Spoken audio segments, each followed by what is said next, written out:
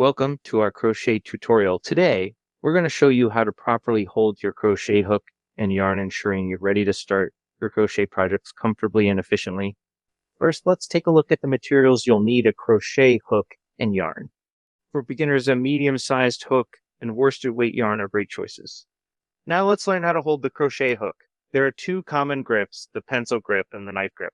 Let's start with the pencil grip. Hold the hook as you would hold a pencil. Your thumb and index finger should grip the handle of the hook while the rest of your fingers provide support on the handle. Next, let's try the knife grip. Hold the hook as you would hold a knife. Your thumb and index finger grip the handle of the hook while the rest of your fingers wrap around the handle.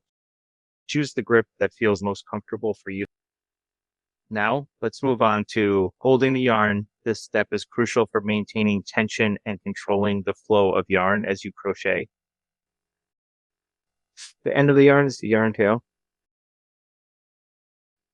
It's this yarn connected to the ball, so it's called working yarn, and you'll literally work with a crochet.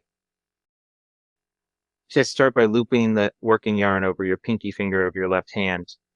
Bring the working yarn under your ring and middle fingers and then over your index finger.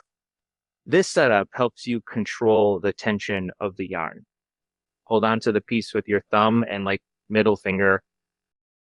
Adjust the tension by changing the angle of your fingers or wrapping the yarn more or fewer times around your fingers.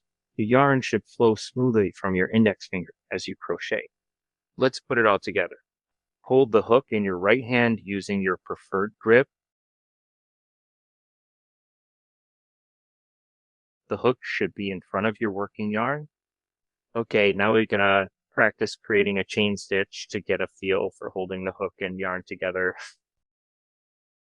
Remember, it might feel awkward at first, but with practice, you'll find a comfortable way to hold both the hook and the yarn. Experiment with different techniques until you find what works best for you.